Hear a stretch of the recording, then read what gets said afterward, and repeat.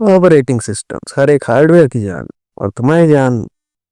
खैर उसकी बात हम नहीं करते। तो आज जो मोबाइल के अंदर मेजर दो एस पाए जाते हैं, एक है iOS, दूसरा है एंड्रॉइड, जो कि जरूर तुम्हारे फोन में होगा क्योंकि तुम गरीब हो और अगर नहीं हो तो।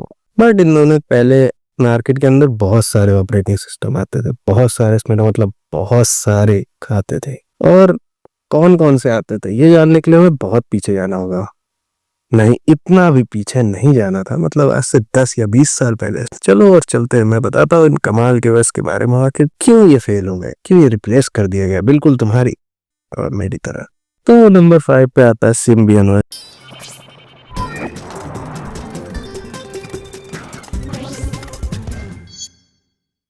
जो कि तुमने यूज किया होगा। इसके बारे में काफी सुना होगा क्योंकि ये बहुत ज्यादा पॉपुलर था उस टाइम का, ये प्रीमियम OS टाइप का था, जैसे कि iOS आज के टाइम पर है। तो ये नोकिया ने बनाया था और नोकिया काफी ज्यादा फोन इसे यूज करते थे। उसके बाद प्रॉब्लम्स क्या थी? तो प्रॉब्लम ये थी कि ये टाइम के साथ अडॉप्ट नहीं कर पाए, just like every other OS in this video, and touch screen phone just destroyed their whole career like AI did to yours. और अगला पॉइंट, UI काफी ज्यादा ओल्ड लग रहा था।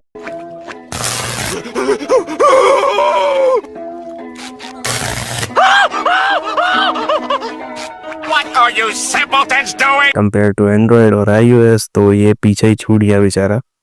चलो मेजर पॉइंट भी बता देता हूँ, उस टाइम पे आखिर ये पॉपुलर भी था, इकोसिस्टम बहुत अच्छा था, बहुत सारे ऐप्स थे इसके अंदर, बहुत सारे गेम्स भी थे, इवन PPSSPP तक इस पे चलता था, but still it got replaced. Then आता है जावा OS, और ये कोई OS जावा पर नहीं बना था, ये एक्चुअली में C++ पर बना था, और इसके अंदर J2ME नाम का चीज को मतलब डाला गया था, जिससे कि जावा के बहुत सारे ऐप्स रन कर पाए। तो हाँ, ये काफी ज्यादा चला था, ये हर एक फोन में था, मतलब हर एक फोन में। और अगर नहीं था तो भाई वो फोन फक, बस उस फोन से तुम कॉल कर सकते थे और कुछ भी नहीं, या शायद इंटरनेट पर फोटोज। एनीवेज, तो ये काफी ज्यादा पॉपुलर था और हर एक फोन में था उस टाइम का।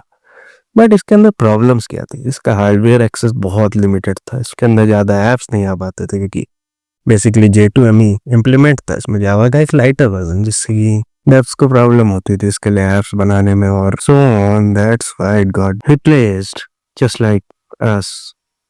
और जो दूसरी प्रॉब्लम इसमें थी, इसमें मल्टीटास्किंग नहीं होती थी, ऐप्स बहुत ही ज्यादा लिमिटेड थे, और हार्डवेयर भी ज्यादा, हार्डवेयर से डेवलपर से ट्रैक नहीं कर सकते थे क्योंकि बहुत ज्यादा छोटा था। लाइक 4 MB रैम आती थी उसके अंदर, उससे भी कम आती थी। बट मेजर पॉइंट क्या था इसमें कि हर एक ब्रांड पे रन कर सकता था, हर एक टाइप के फोन्स पे रन कर सकता था, और भाई ओपरा मिनी यूसी ब्राउजर दैट।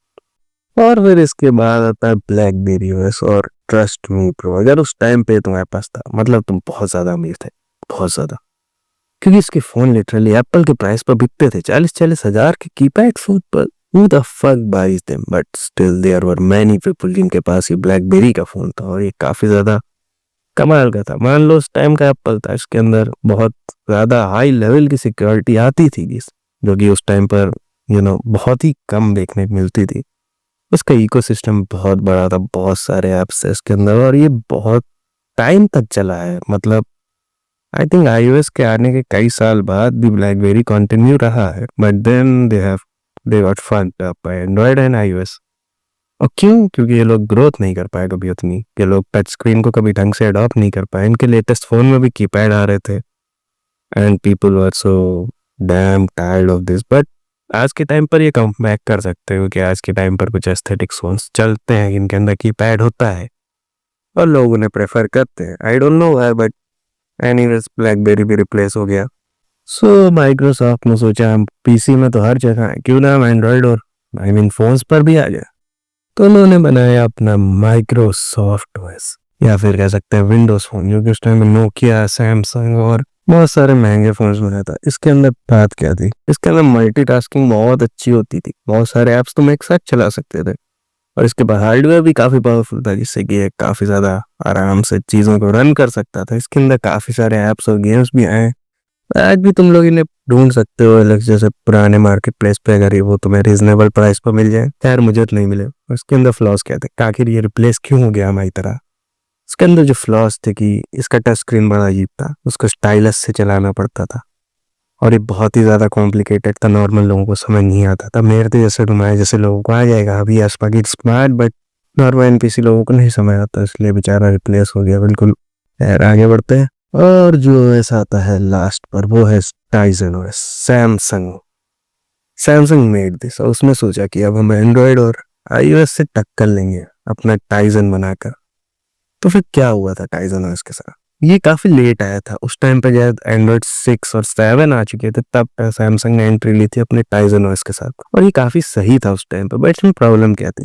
इसके लिए डेवलपर्स ऐप नहीं बना रहे थे क्योंकि उन्हें फिर से वो सब जो एंड्रॉयड iOS पे किया था वो फिर करना पड़ता, वो भी थोड़े रेंज के यूजर्स के लिए, तो उनके लिए प्रॉब्लम ही थी है। तो उन्होंने बहुत ही कम बनाया इसके लिए ऐप्स।